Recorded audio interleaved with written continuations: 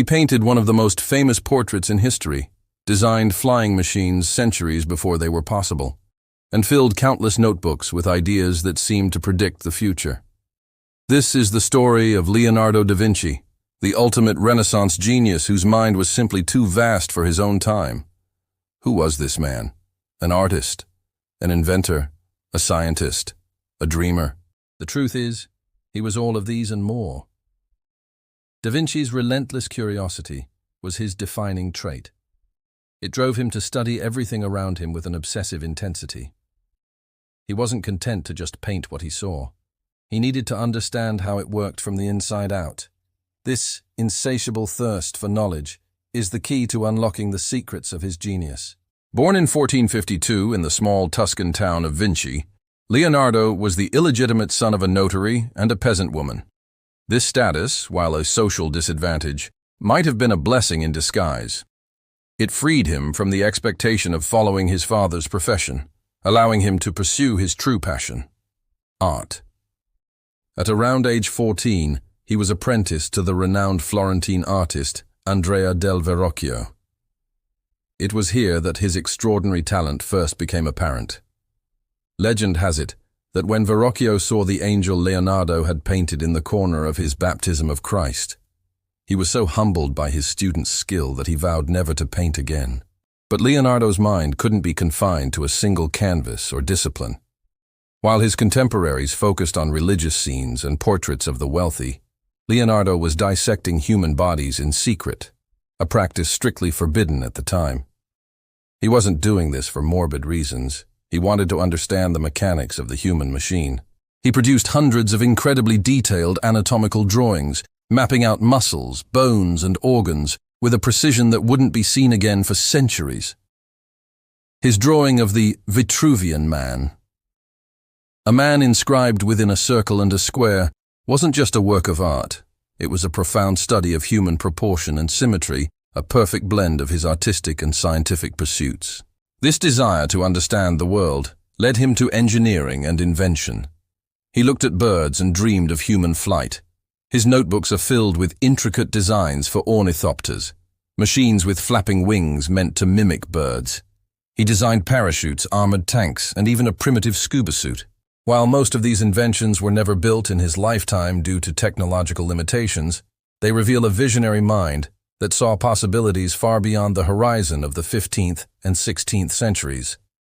He was essentially designing the future on paper. His study of water is another example of his holistic approach. He saw the swirling patterns of a river eddy and recognized the same spiral forms in the curls of human hair and the turbulence of air.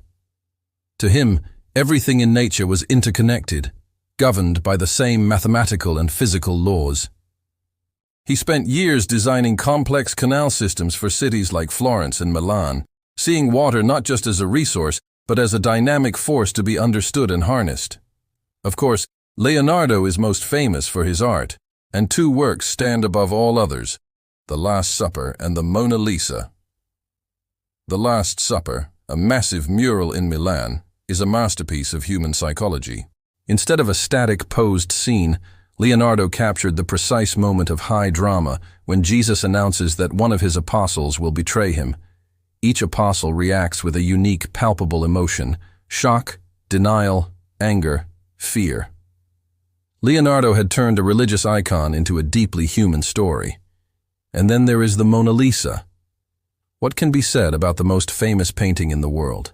It's a portrait that seems to live and breathe. Her enigmatic smile, which appears to change depending on how you look at it, is the result of a revolutionary technique Leonardo pioneered called sfumato, which involves soft, hazy transitions between colors and tones. He worked on this painting for years, carrying it with him wherever he went, constantly adding and refining. It's more than a portrait. It's the culmination of his lifetime of studying light, shadow, human anatomy, and emotion. Who was she? The wife of a Florentine merchant? Or something more? The mystery is part of its enduring power. Yet for all his brilliance, Leonardo's life was marked by a peculiar paradox. He was a notorious procrastinator and a perfectionist. He started many projects but finished few. His patrons grew frustrated as commissions went unfulfilled for years.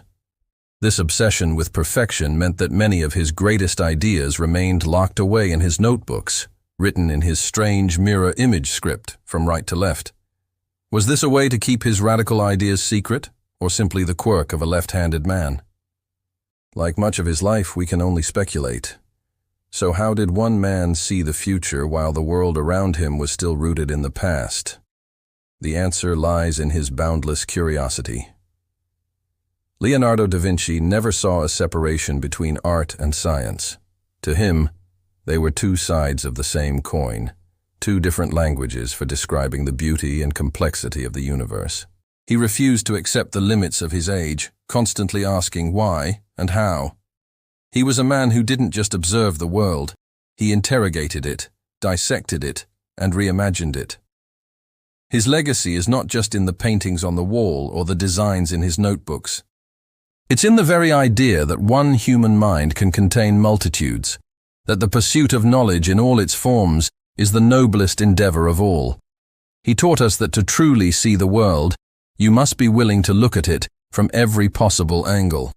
Thank you so much for joining us on this journey into the mind of a genius. If you enjoyed this story, please hit that like button and subscribe for more deep dives into the lives of history's most fascinating figures. We'd love to hear your thoughts on Leonardo in the comments below. Until next time, stay curious.